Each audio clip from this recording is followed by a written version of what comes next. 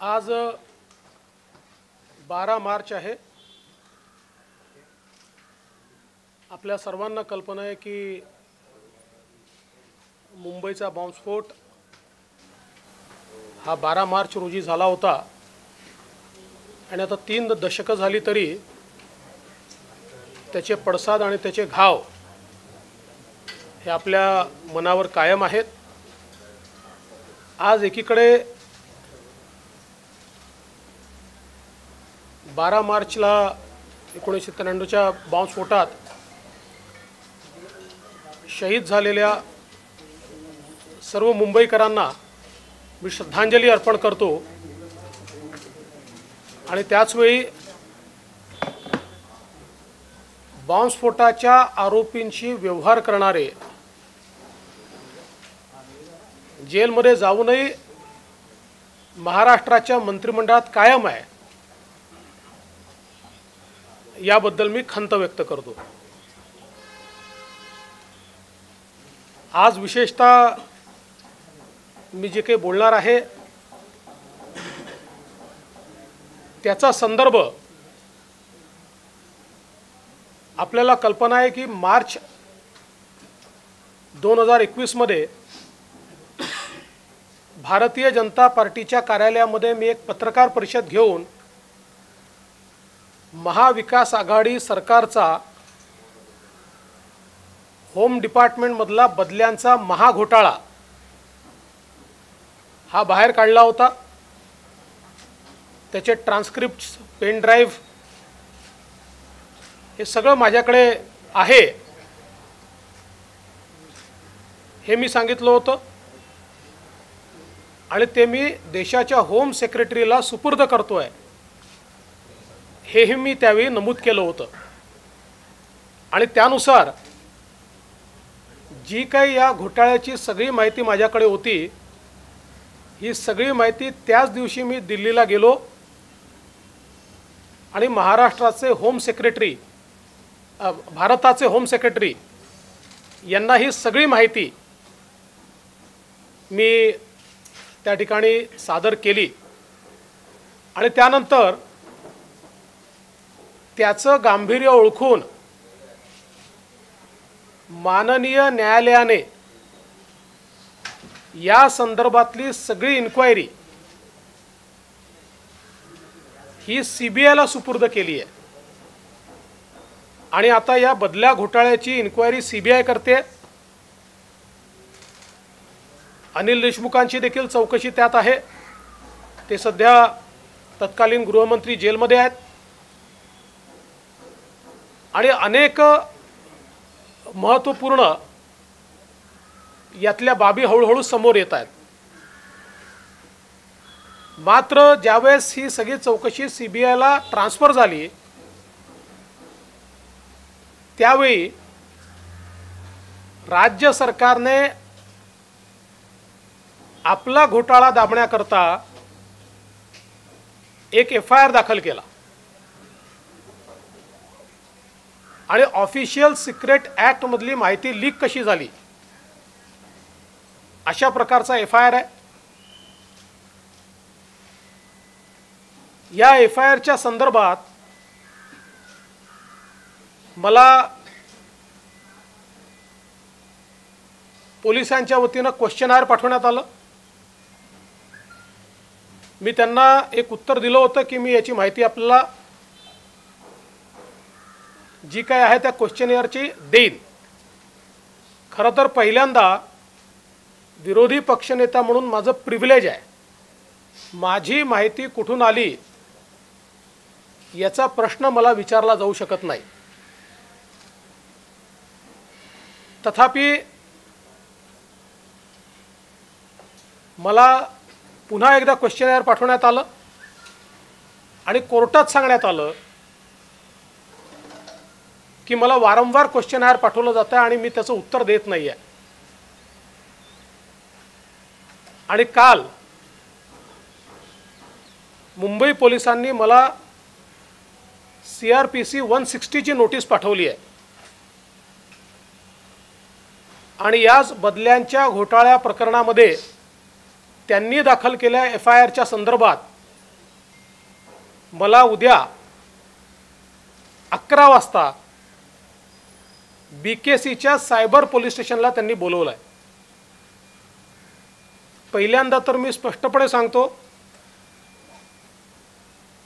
की जरीही मला प्रिव्हिलेज आहे आणि माझ्या माहितीचा स्रोत हा विचारला जाऊ शकत नाही। दुसरं असं आहे, ही सगळी माहिती मी थेट देशाच्या होम सेक्रेटरीला दिली आहे। त्यातली कुठलीही माहिती मी बाहेर येऊ दिली नाही। या उलट जी माहिती बाहेर आली ती राज्य सरकारच्या मंत्र्यांनी त्या दिवशी प्रेसला दिली, ज्याचे पुरावे माझ्याजवळ आहेत।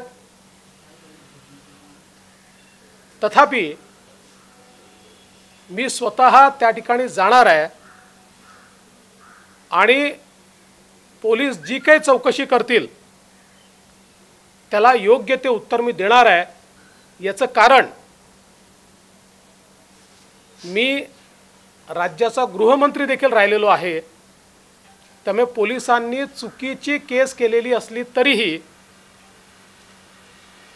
त्यांनी तपासामध्ये माझं सहाय्य मागितलं आहे, तर मी ते निश्चितपणे देईन। माझी अपेक्षा एवढीच आहे की माहिती बाहेर कशी आली याचा तपास करण्यापेक्षा योग्य वेळी, कारण 6 महिने सरकारकडे हा अहवाल पडला होता आणि त्या अहवालात कोणी कोणी किती किती पैसे दिले आहेत, कोण पैसे देऊन कुठल्या पोलीस स्टेशनला गेलाय किंवा कोण कुठल्या जिल्ह्यात गेलाय, अशी सगळी सेन्सिटिव्ह इन्फॉर्मेशन असताना 6 महिने त्याच्यावर कुठलीही कारवाई सरकारने केली नाही। तर सरकारवर कारवाई झाली पाहिजे की ज्यांनी घोटाळा बाहेर काढला त्यांना पोलिसांनी पाचारण केलं पाहिजे, असा सवाल या ठिकाणी आहे। पण मला या गोष्टीचा संतोष आहे की माननीय सर्वोच्च न्यायालयाने ही सगळी माहिती CBIला दिली आणि आता तर न्यायालयाच्या निर्णयामुळे ऑफिशियल पेनड्राईव्ह किंवा ती सगळी माहिती ट्रान्स्क्रिप्ट्स या राज्याला CBIला सोपवाव्या लागल्यात। त्यामुळे या केसमध्ये तसाही कुठला अर्थ उरत नाही। मात्र आत्ता जी काही राज्य सरकारची परिस्थिती आहे आणि विशेषतः परवाचा जो षडयंत्राचा भांडाफोड मी स्वतः केला आहे, त्यामुळे राज्य सरकार आणि पोलीस किंवा पोलिसातले काही अधिकारी यांना आता त्याचं उत्तर सुचत नसल्यामुळे अशा प्रकारची नोटीस मला देण्यात आली आहे। मी निश्चितपणे उद्या 11 वाजता BKCच्या सायबर पोलीस स्टेशनला हजर राहील। हिंदी में बोल दीजिए सर। मार्च 2021 में महाराष्ट्र में हुए ट्रांसफर घोटाले का पर्दाफाश मैंने किया था। 6 महीने से जो रिपोर्ट सरकार के पास पड़ी थी, लेकिन सरकार ने उस पर कार्रवाई नहीं की थी। जिस रिपोर्ट में किसने कितने पैसे दिए, किसने किसके सहायता से अपना ट्रांसफ़र करवाया, किसने कौन सा डिस्ट्रिक्ट मिलवाया, ये सारी चीज़ें थी। उस रिपोर्ट को मैंने प्राप्त किया या मेरे पास वो आया और मैंने उसकी प्रेस कॉन्फ्रेंस लेकर ये जानकारी दी कि ऐसा रिपोर्ट मेरे पास है, जो रिपोर्ट मैं देश के होम सेक्रेटरी साहब को सौंपने जा रहा हूँ। शाम को जाकर मैंने उस रिपोर्ट को होम सेक्रेटरी साहब को सौंप दिया। उसके बाद इस रिपोर्ट पर जब कार्रवाई नहीं हो रही थी तो माननीय न्यायालय ने, कोर्ट ने ये सारे मामले की तफ्तीश CBI को सौंपी और अब CBI उसके ऊपर जांच कर रही है। उस मामले में भी पूर्व गृह मंत्री आरोपी है वे अभी जेल में है। और जब ये सारा अपना घोटाला बाहर आया तो इस सरकार ने, चूंकि मामला तो सीबीआई के पास था, तो इस सरकार ने विंडिक्टिव एटीट्यूड से एक गुनाह यहाँ पर दाखिल किया कि ये सारी चीज़ें बाहर कैसे आई, इससे ऑफिशियल सीक्रेट एक्ट का उल्लंघन होता है। और उसके बाद चूंकि ये सारी बातें मैंने एचएस को सौंपी थी, होम सेक्रेटरी साहब को सौंपी थी, उन्होंने मुझे 2 बार क्वेश्चन भेजा। मैंने एक बार उनको जवाब भी दिया कि उचित समय पर मैं इसका जवाब दूंगा। लेकिन कल मुझे पुलिस की ओर से सीआरपीसी 160 का नोटिस मिला है, जिसमें उन्होंने इसी मामले के सिलसिले में मुझे बीकेसी साइबर पुलिस स्टेशन में बुलाया है। वैसे तो विपक्ष के नेता के रूप में मेरे पास इंफॉर्मेशन कहां से आई है, इसको न बताना ये मेरा प्रिविलेज है, लेकिन बावजूद उसके मैं चूंकि होम मिनिस्टर रहा हूं, मैं अपनी जिम्मेदारी को समझता हूं, और कोई भी ऑफेंस गलत तरीके से भी अगर रजिस्टर किया हो और उसमें अगर पुलिस कुछ पूछताछ को सहायता चाहती हो तो मैं उसको रिस्पॉन्ड करूंगा। इसलिए कल 11 बजे बीकेसी साइबर पुलिस स्टेशन में इस मामले के बारे में मैं जाने वाला हूं, उनके सवालों का मैं जवाब दूंगा। लेकिन मुझे इस बात का आश्चर्य है कि जो घोटालेबाज है और जिनकी सीबीआई इंक्वायरी कर रही है, उनको अगर सही समय पर सरकार पकड़ती और 6 महीना इसको दबाकर नहीं रखती तो शायद मुझे बाहर लाने की आवश्यकता ही नहीं पड़ती। उनको सरकार बचाना चाहती है और जिसने घपला घोटाला बाहर निकाला उसको पुलिस स्टेशन में बुलाया जा रहा है। लेकिन मैं ज़रूर जाऊंगा, क्योंकि मुझे पता है सीबीआई में तो दूध का दूध और पानी का पानी होता जा रहा है, और जल्दी ही पूरे मामले में मेरा विश्वास है कि सीबीआई अपनी रिपोर्ट कोर्ट को सौंपेगा या उसकी जो उनकी कार्यपद्धती होगी उस कार्यपद्धती को पूरा करेगा। पण सर, जे फोन टॅपिंग झालेले आहे त्याच्यामध्ये वेगवेगळ्या मंत्र्यांचे देखील फोन टॅपिंग केले गेले, त्यामुळे यंत्रणांचा वापर करून कुठेतरी हा पेगासस केला गेला असा थेट आरोप देखील होतोय। पहिल्यांदा पेगासिस आणि यातला फरक समजून घ्या, याचा काय पेगासिसचा संबंध नाही। दुसरं, ही नोटीस कुठल्याही टेलिफोन टॅपिंगच्या संदर्भातली नाही, ही नोटीस बदल्यांच्या संदर्भातला जो रिपोर्ट आहे त्याच्या संदर्भातली आहे। टेलिफोन टॅपिंगचा मंत्र्याशी, गृहमंत्र्याशी, मुख्यमंत्र्याशी संबंधच येत नाही, त्याची मान्यता एसीएस देतात। त्यामुळे कालच मला असं वाटतं कोर्टामध्ये त्या संदर्भात रश्मी शुक्लांना जे काही रिलीफ मिळालेला आहे त्यात त्यांनी तेच दाखवलेलं आहे की याच्या सगळ्या परमिशन एसीएसकडनं घेतलेल्या आहेत, एसीएसने दिलेल्या परमिशन आहेत। आपल्या राज्यामध्ये अशा प्रकारचा कुठलाही सुप्रीम कोर्टाच्या निर्णयामुळे अशा प्रकारचा कुठलाही निर्णय हा मुख्यमंत्री किंवा गृहमंत्र्याला करताच येत नाही। पुणे पोलिसांनी तुम्हाला नोटीस बजावलेली आहे फोन टॅपिंगच्या संदर्भात? पुणे पोलिसांनी मला कुठलीही नोटीस दिलेली नाही। देवजी, काल कोर्टात एका सुनावणी दरम्यान हे सगळे पुरावे 2 तपास यंत्रणा ज्या आहेत तर त्यांनी एकमेकांना दिले तरी काही हरकत नाही असा एक कोर्टाने देखील वर्तवलेलं आहे। तुम्हाला वाटतं की राज्याला ते पुरावे दिले, म्हणजे सामान्य त्यांच्याकडे फाईल होती पण त्यांनी काही केलं नाही, आता इथून पुढे जर त्यांना पुरावे गेले सगळे तर ते काय करतील? त्यांना नेमके कुठले पुरावे पाहिजेत? कारण त्यांनी आता पुरावे सगळे सीबीआयला दिले, कोर्टाने ऑर्डर दिला, राज्य सरकार हे पुरावे सीबीआयला द्यायला तयार नव्हतं। ओरिजिनल जो काही हार्ड डिस्क आहे किंवा त्याच्या संदर्भात जो पेन ड्राईव्ह आहे, ओरिजिनल जे सगळे कागदपत्र आहेत हे द्यायला राज्य सरकार तयार नव्हतं। तर न्यायालयाने सांगितलं की तुम्हाला हे सीबीआयला द्यावं लागेल, आणि आता त्यांनी ते सीबीआयला दिलं आणि सीबीआय त्याची चौकशी करते। सर, पेनड्राईव्ह प्रकरणामध्ये तुम्ही विशेष सरकारी वकील प्रवीण चव्हाण यांच्यावर आरोप केले होते। प्रवीण चव्हाण यांनी एबीपी माझाला एक मुलाखत दिली, त्याच्यामध्ये त्यांनी असं म्हटलंय की हे जे सगळे काही पुरावे दिलेले आहेत, व्हिडिओ दिलेले आहेत, त्या रेकॉर्डिंगमध्ये मॅन्युप्युलेशन केलेलं आहे, आवाज आणि व्हिडिओ वेगळा आहे, अशा पद्धतीचा दावा त्यांचा आहे। असं आहे की ते जसे वकील आहेत तसा मी पण वकील आहे, मला हे माहिती होतं की काय काय डिफेन्स घेणार आहेत, त्याची मी आधीच काळजी घेतलेली आहे. त्याची सगळी टेक्निकल माहिती माझ्याकडे आहे. त्याचं एक फॉरेन्सिक ऑडिट मी करून घेतलेलं आहे. आणि त्याच्या व्यतिरिक्त म्हणजे या 125 तासाच्या व्यतिरिक्त अजून ॲडिशनल पुरावे माझ्याकडे आहेत, जे मी ही केस CBIला गेल्यानंतर CBIकडे देईन. याचा राज्य पोलीस कुठल्याही परिस्थितीत चौकशी करू शकत नाही.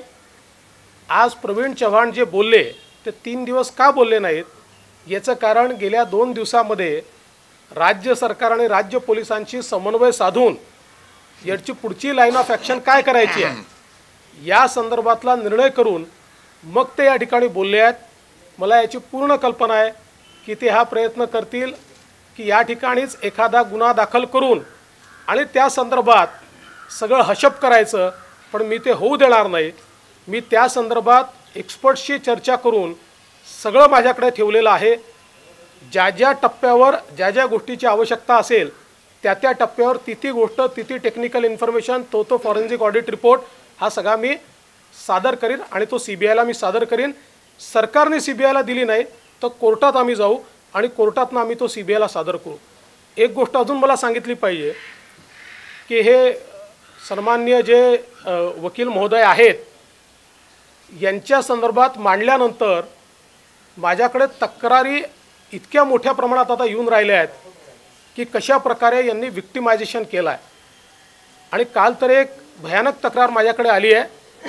मी त्याचं लवकरच व्हेरिफिकेशन करतो आहे की ज्या तक्रारीमध्ये BHRच्या केसमध्ये हे सरकारी वकील आहेत,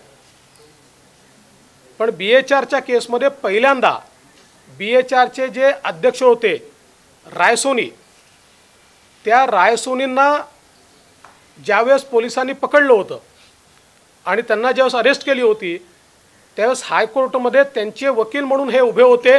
अशा प्रकारची एक तक्रार माझ्याकडे काल प्राप्त झाली आहे. मी अजून त्याचं पूर्ण व्हेरिफिकेशन केलेलं नाही. ते लवकरच व्हेरिफिकेशन मी करीन आणि हा तर फार मोठा गुन्हा ठरेल. एक महत्त्वाचा मुद्दा, 3 पक्षांचं सरकार आहे, त्यामध्ये अनेक अनुभवी नेते आहेत. शरद पवार या सरकारचे मार्गदर्शक आहेत. तुम्ही विरोधी पक्ष नेते आहात, तुमच्या ह्या अधिकारांमध्ये येते हे त्यांना देखील माहिती आहे. मग हे इतक्या पद्धतीनं ते कसं काय करतात, नोटीस देणं किंवा ह्या अधिकारांमध्ये येत असताना देखील? 2 गोष्टी मला यातल्या प्रामुख्यानं वाटतात. एक गोष्ट ते नरेटिव्ह तयार करायचा प्रयत्न करतायत. त्यांच्यामध्ये एक मोठी घबराट आहे. त्यामुळे ते नरेटिव्ह तयार करायचा प्रयत्न करतायत की बघा आम्ही पण काहीतरी कारवाई करतो आहोत. त्यांना असं वाटतं की अशा प्रकारचा नरेटिव्ह तयार करून एक काउंटर नरेटिव्ह तयार होईल आणि आपले जे घोटाळे घपले बाहेर येत आहेत त्याला हा नरेटिव्ह काउंटर करेल. जसं पहिल्यांदा त्यांनी एक अतिशय वीक अशा प्रकारचा लॉजिक पुढे केलं. म्हणाले त्या कॅमेऱ्यांवर डेट वेगवेगळे आहेत. मग त्याच्यावर आम्ही प्रश्न विचारला की त्यातली एक डेट तर माझ्या जन्माच्या आधीची आहे, मग काय जन्माच्या आधी स्टिंग झालं का? आता मात्र मला असं वाटतं तुमच्याकडेच त्या वकील महोदयांनी सांगितलं की गेल्या 2 महिन्यात ते झालं आहे. त्याच्यामुळे मला असं वाटतं अशा प्रकारे लोकांची दिशाभूल करणारं किती लॉजिक त्यांनी तयार केलं तरी आम्हीही पूर्ण तयारीत आहोत. हे मांडायच्या आधी आम्ही ज्येष्ठ वकिलांशी चर्चा केली आहे. फॉरेन्सिक ऑडिट याचं करून घेतलेलं आहे, टेक्निकल ऑडिट याचं करून घेतलं आहे, सगळ्या गोष्टी केलेल्या आहेत.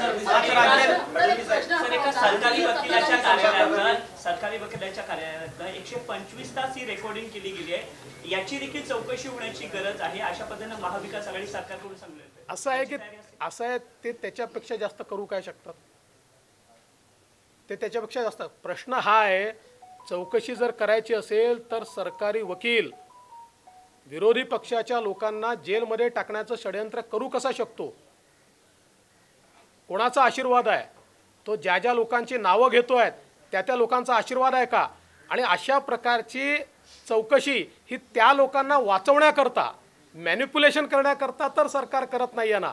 असे अनेक सवाल मी देखील विचारू शकतो. सर, 4 राज्य भाजपने जिंकल्यानंतर एक असा आरोप केला जातोय की आता महाराष्ट्रातलं सरकार अस्थिर केलं जाईल. कुमार केतकर असं म्हणतात की महाराष्ट्रात राष्ट्रपती राजवट सुद्धा लावली जाऊ शकते. विरोधकांच्या या आरोपाला काय उत्तर? असं आहे की कुमार केतकर हे ज्येष्ठ संपादक आहेत. त्यांनी अनेक वर्ष राजकारण जवळून बघितलेलं आहे. त्यामुळे त्यांनी तरी हास्यास्पद अशा प्रकारची विधानं करू नये. फडणवीस साहेब, एसटी संपाप्रकरणी परत उच्च न्यायालयाने सरकारला आडेमुख सुनावले आहे.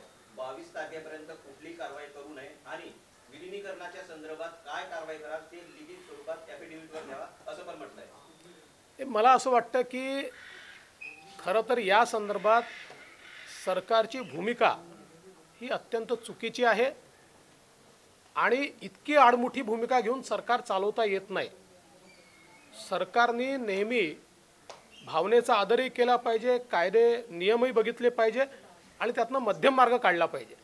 पण या ठिकाणी मात्र आम्ही ठरवलं आहे, आता आम्ही ते ऐकणार नाही असं या ठिकाणी सांगितलं जातं. पण मला असं वाटतं की आज इतर विषयांच्या ऐवजी मी महत्त्वाच्या विषयावर बोललोय, त्यामुळे इतर विषयांवर मी आता बोलणार नाही. याला लागूनच एक आहे सर, सभागृहात तुम्ही याबद्दल बोलणार का? नोटीस दिली आहे, अधिकार असताना देखील अशा पद्धतीनं जाणीवपूर्वक चौकशीला बोलवलं जात असेल अशा नाही, पद्धतीने आता तुमचा अधिकार जो आहे. आता मी जाणारच आहे ना, त्याच्यामुळे मी प्रिव्हिलेज कशाला मांडू. जानना चाहेंगे प्रवीण चौहान के विषय में तो सफाई दी जा रही है कि प्रवीण चौहान का जो वीडियो है टेम्पर्ड है, ऑडियो और वो ओवरलैप किया गया, इस पे क्या कहना चाहेंगे आप, जो सफाई उनकी ओर से दी जा रही है? देखिए, मुझे पहले से पता था कि इस प्रकार की बातें कही जाएगी, इसलिए मैंने उसका टेक्निकल ऑडिट भी किया हुआ है, मैंने उसका फॉरेंसिक ऑडिट भी किया हुआ है और इसके बावजूद ये 125 घंटे के बावजूद भी अलग से कुछ एविडेंस मेरे पास है जो मैं केवल सीबीआई को दूंगा.